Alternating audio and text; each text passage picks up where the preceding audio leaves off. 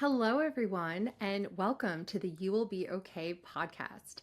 If you're watching on YouTube, I'm back. I haven't uploaded in like 2 years, and it's so nice to be back. If you're listening on audio, then hi, I am here. I can't believe it's taken me so long to get here. I don't think I've ever been later to a party in my life, but I've wanted this for so long, and I'm so happy that here we are.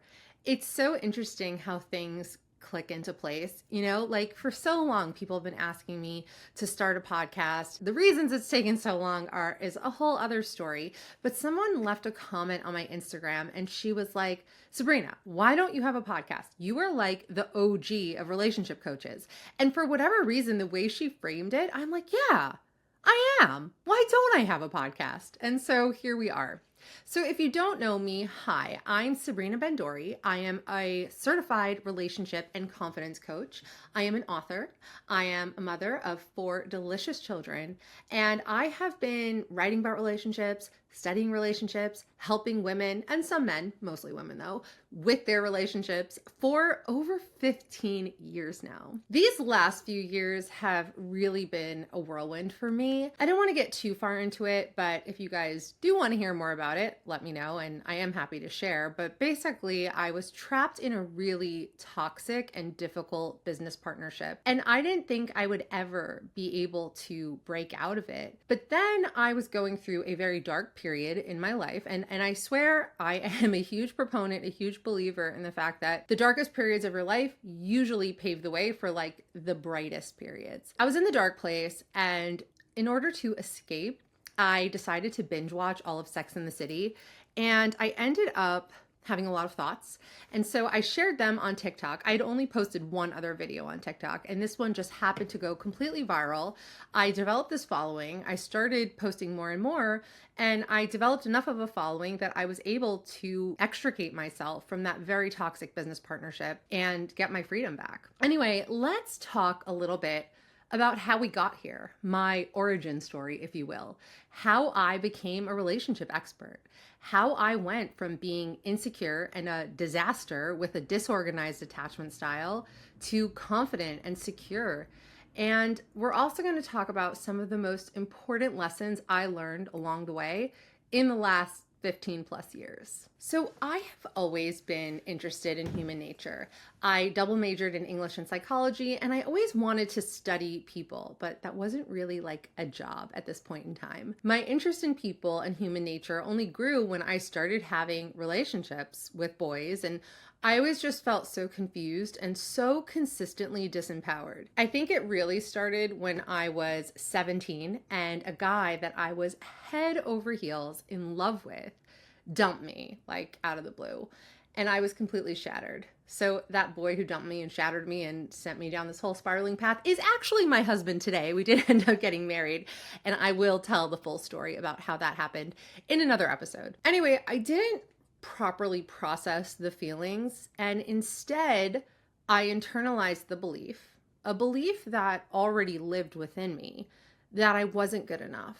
Like, who was I to think that things were actually going to work out for me? And this led me down a very bad path when it came to the choices I was making. And it culminated when I met a man who would become a defining figure in my life for all the wrong reasons. I was a junior in college, and I was so lonely and broken, and I wanted a boyfriend so badly. And then I met a man who just blew me away. First of all, he was my archetype, like to a T. If you had told me, like, carve out your ideal man from stone, like, this is what it would have looked like. He was also funny and charming and smart, and I just needed to have him. This relationship could be an entire podcast in and of itself, and it's definitely a relationship that I will reference because it really has it all. The relationship started out good enough. There were definitely red flags, and even though I saw them, I completely ignored them.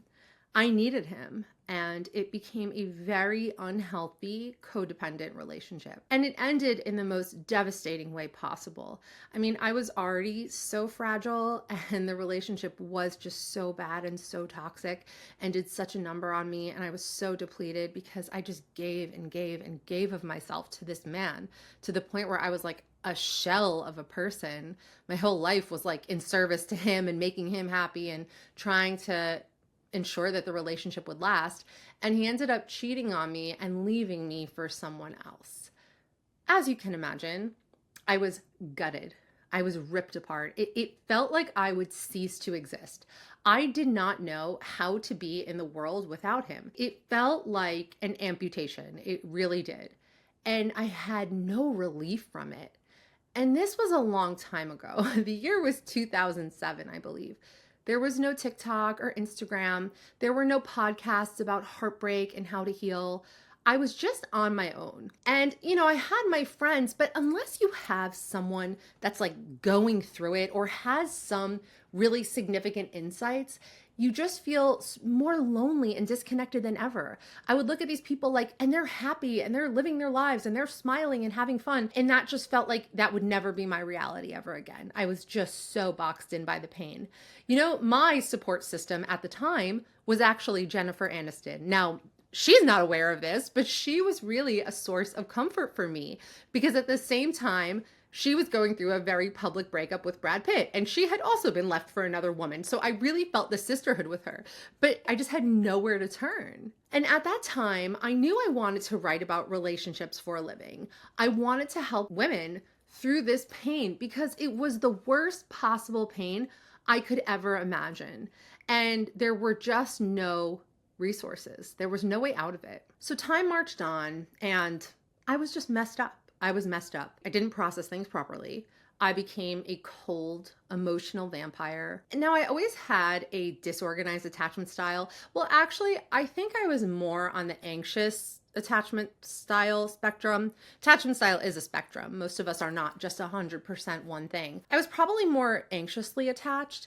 And then this relationship set off like a disorganized attachment style. It really just kicked into overdrive. So the way it manifested is any guy who showed genuine interest was repulsive to me. And of course, that would make those guys fall in love with me. The age-old question, why is it the ones that I'm not interested in are obsessed with me, would do anything for me? And then any guy who was really hot, because it always had to be the hot ones who were as hot as the ex, and seemed ambivalent about me, on the fence about me, didn't show an obvious interest, I became completely obsessed. I was just so broken and I just wanted to feel okay. I went on a desperate search of just being okay.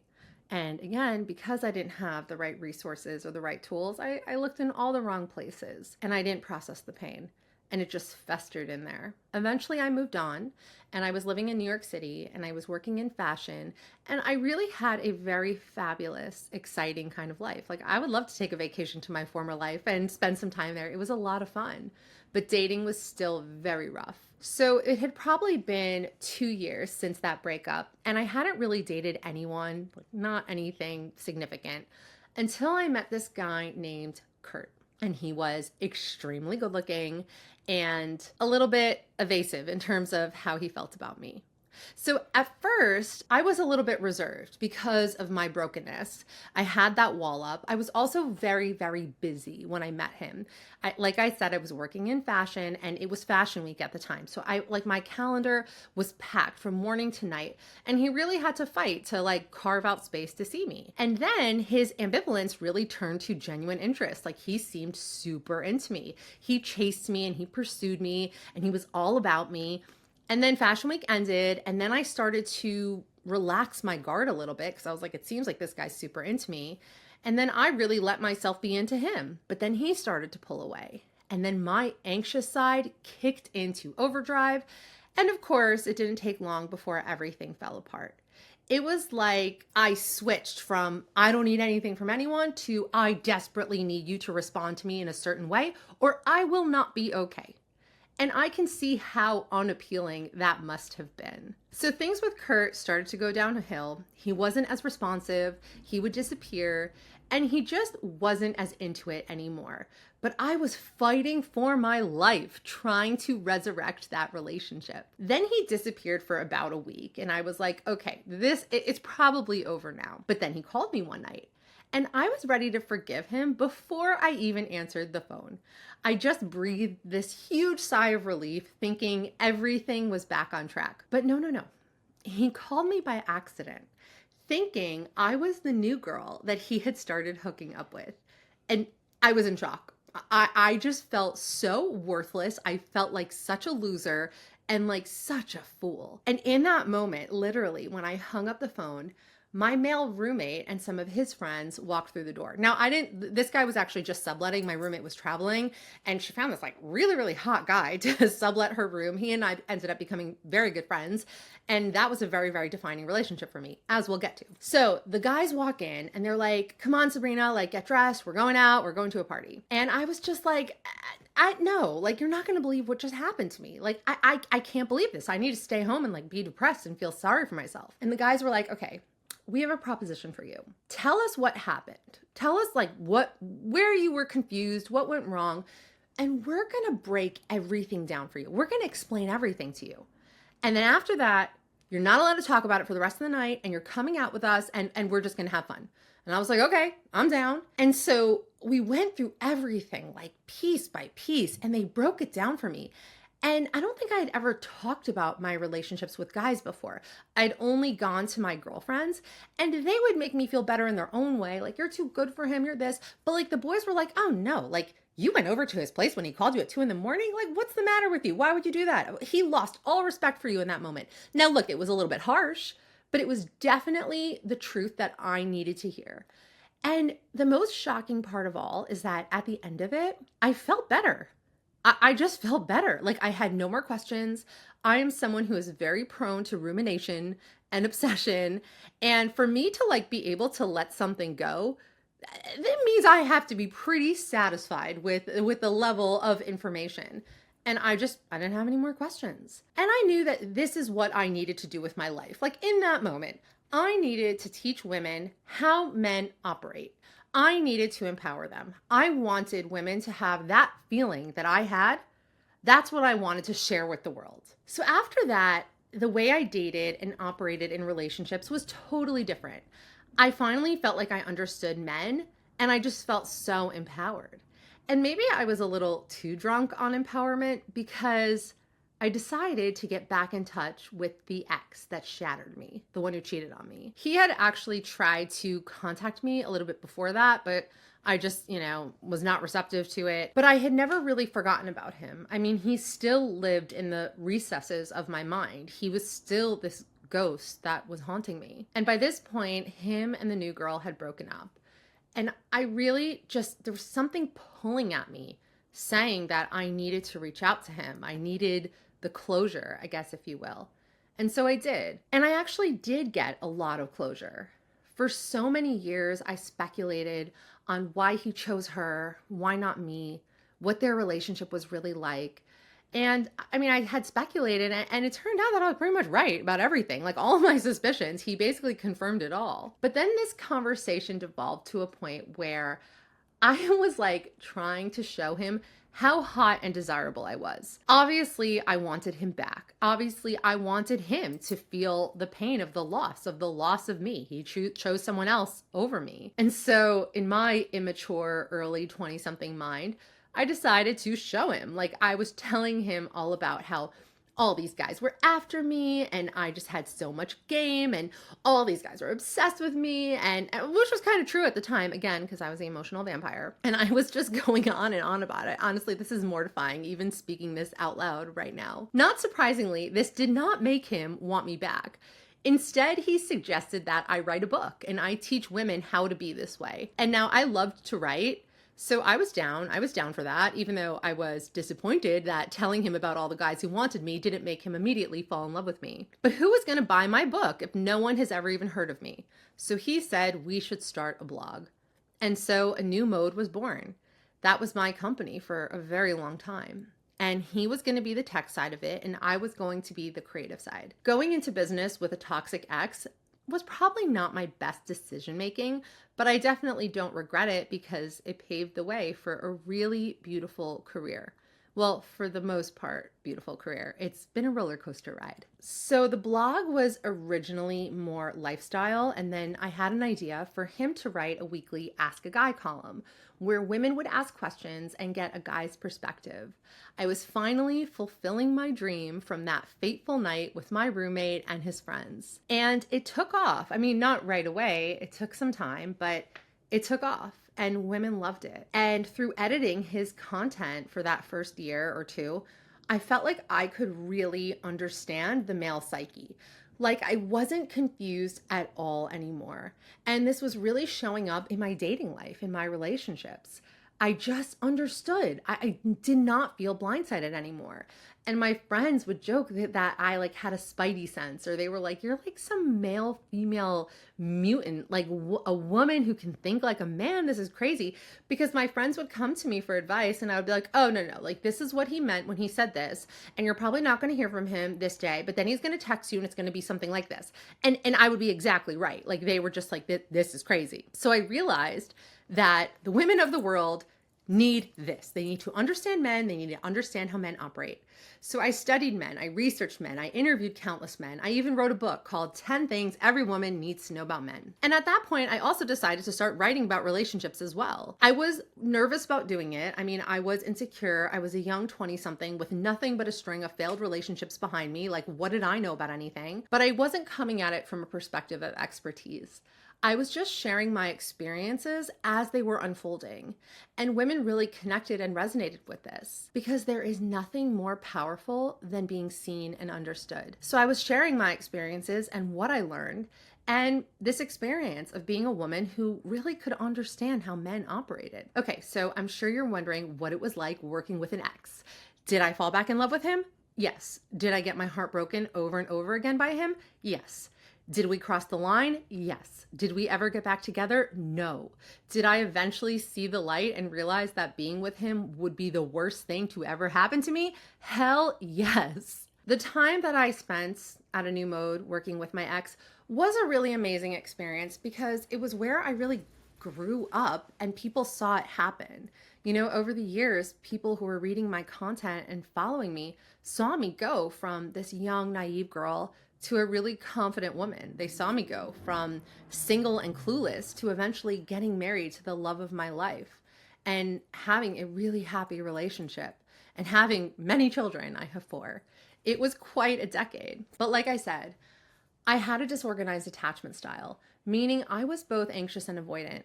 And healing from that wasn't so easy. It took many years of hard and intense work. Here is what my journey was like. There wasn't like an epiphany that just happened one day. It was more like many epiphanies that would come, and I would do some work, but then I would backslide. I would do some more work, a new epiphany, a new journey, a pitfall, a slip up. I did therapy, I did energy work, I did meditation, I did hypnosis.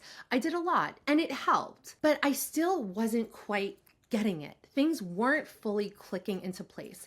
I was still chasing after the emotionally damaged men. I was still basing way too much of my worth on how men saw me.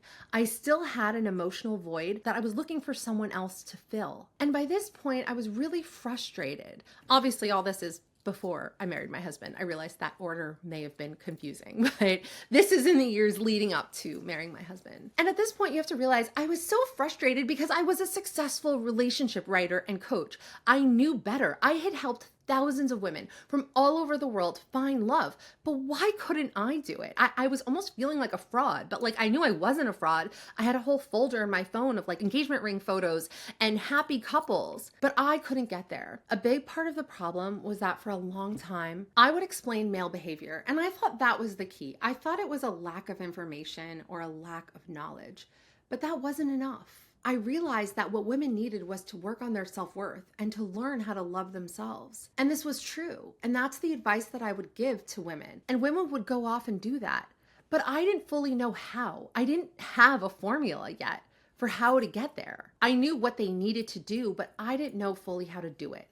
And I needed to become my own patient number one and figure out, like, How does someone with no self-worth, how does someone who has only had toxic relationships, how does someone get out of that and realize that they deserve so much more? Then I dated a man I call Kevin the Damage Case. I don't know. This is just what I started calling him and it stuck. It's basically a story of going on a few dates, and maybe there was a few group hangouts, him dumping me and me being unable to let it go and making it my mission to win him over and make him love me. And this went on for like a year. Now, we can do a whole episode on him, and I think that we will, because whenever I talk about him on my social media accounts, like it resonates so far and wide. He is absolutely one of my biggest muses. There is a part of me that is tempted to reach out to him and have him come on this podcast. Is that certifiably insane? I don't know. You guys let me know. But eventually I snapped out of it and I was like, what the hell am I doing? What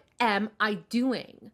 By this point, I was 29. I wanted to get married. I always knew that I wanted 4 children. That was always my number. And I was always like doing the math in my head. Like, I only have so many fertile years ahead of me. I still need time to like date someone for a while and be engaged for a while. Then we want to be married for a little while. Then we need to try for a baby. And who knows how long that's going to take. And then I need to be pregnant for 9 months. And then I need some time to recover before I have the next baby. And how am I going to fit all this in? I was really hitting the panic button here. And then I decided I needed to do an overhaul. I do not want to enter my 30s like this. I spent my entire 20s this way. That's it. I need to overhaul my insides. Have you guys ever seen that episode of Seinfeld where George does everything opposite of how he normally would? And then like all of a sudden his life gets better? Well, he was my muse, okay? Because like I said, I didn't fully know where to start. Like I had a bunch of tools, but the problem was I was not implementing. I had the knowledge. I knew what I needed to do. But all the knowledge in the world means nothing until you implement. This is one of the biggest things I've learned. You must become someone who implements. And I was finally ready to do that because I was just so sick of it. I was sick of myself. I had hit rock bottom. On the surface, I did the important things. I took good care of myself. I exercised. I looked amazing. I was looking my best. I was in peak shape. I ate well. I spent time with friends. It was summertime in New York City and there was just so much to do and so much fun to be had. But it went deeper than the externals. I decided that that summer I would completely abandon my fear of ending up alone. I would let it go. I would not try to date anyone. I wouldn't be on the hunt. I would just put all of that on pause. And then in the fall, I could resume, okay? My 30th birthday was 6 months away, and I decided that if I was still single by the time I was 30, I was going to move to Paris and write a novel. I needed to give myself something to be excited about, some sort of constellation prize if life didn't unfold the way that I had hoped. And part of me wonders if I actually would have gone through with it, but I guess we'll never know. I decided that I would act like a woman with high self-worth. I wasn't fully there yet, but I decided to pretend I was. I had a vision of who I wanted to be, and I let her call all the shots in my life.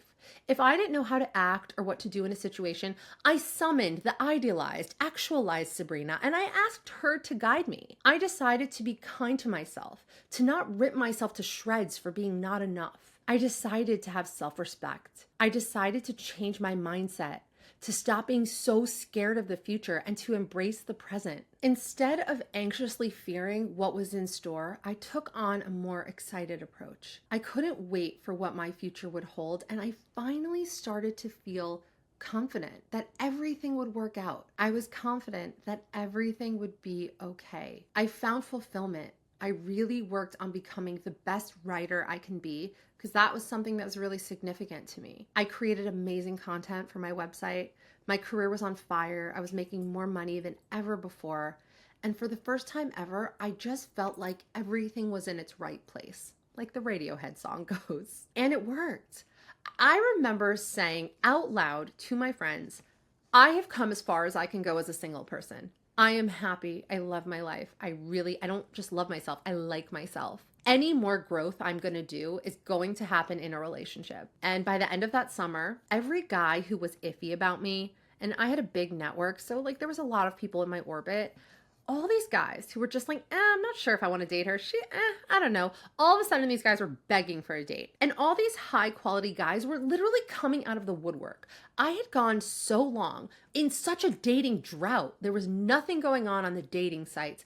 because this is before the apps. There were only sites back then. There was nothing anywhere. And anytime I would find a guy that I'd be interested in dating, he was iffy about me or he wasn't sure. Then all of a sudden, the world wanted to date me. I am not kidding you. And all of a sudden, all these girls, women wanted to be my friend. It was like I was this super attractor. I call this period of time the summer of me. And it concluded on Labor Day weekend when I went on a date with my high school ex, who inexplicably was overcome with a desire to ask me out, whereas he had no desire to do so for the 11 years before that. I had even run into him 7 weeks prior, still no desire. I'm telling you, the power of vibes and what we transmit, and it obviously all comes from within and it radiates outward. It's wild. And we will definitely be talking about this a lot on this podcast. So by our third date, he knew he wanted to marry me. And exactly 1 year to the day from our first date, we did get married. And exactly 1 year after that, we had our first baby. Now look, it wasn't as easy as flipping a switch. I had a lot of tools at this point to manage my fears and my anxieties and to build my confidence and my self-worth. And like I said, I was just finally at a point where I was ready to implement. And this is what I plan to share on this podcast. I will kick it back to my roots and we'll be talking about men and how they operate. And we'll be talking about you and how you operate. In what ways are you standing in your own way? We'll talk about building self-worth and confidence. We'll talk about anxiety and attachment styles. I have been in this game longer than any coach out there. Well, I feel like me and Matthew Hussey started at the same time. I know now when you scroll on social media, there are tons and tons of relationship coaches out there. But when I started, there were none. And I know a lot. And at this point, I basically have it down to a science. In the last 7 months, 8 of my clients have gotten engaged, and I can't even count how many are in happy, successful relationships. But here's the thing.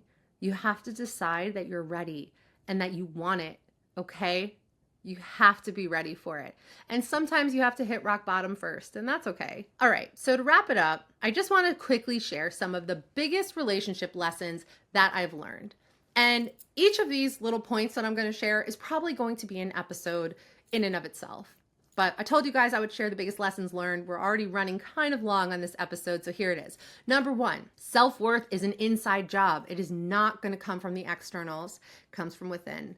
Number 2, your vibe is everything. It is not about your looks. I have had clients who are, attractive, not like supermodels, but they are man magnets. And other ones who are like hard 10s, who are absolute man repellers, okay?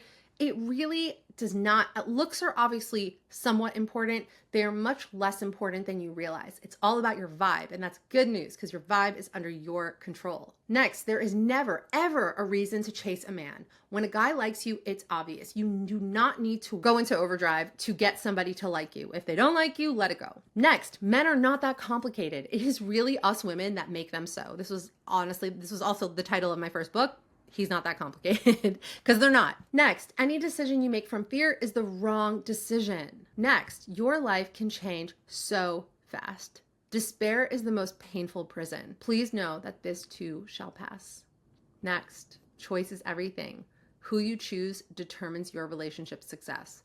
You cannot pick someone who does not want a relationship, who is emotionally damaged, who is emotionally unavailable, and expect to badger your way into his heart and to having a successful, fulfilling relationship. Next, don't extrapolate. Don't let your past dictate your future. Like I said, things can change so fast. Next, your brain is wired to keep you safe, not make you happy. You will always gravitate towards what feels familiar. And a lot of the time, what feels familiar to those of us who struggle in relationships is toxicity, is situations where we feel like we're not good enough. And finally, it starts with you. And that is good news because you have control over you.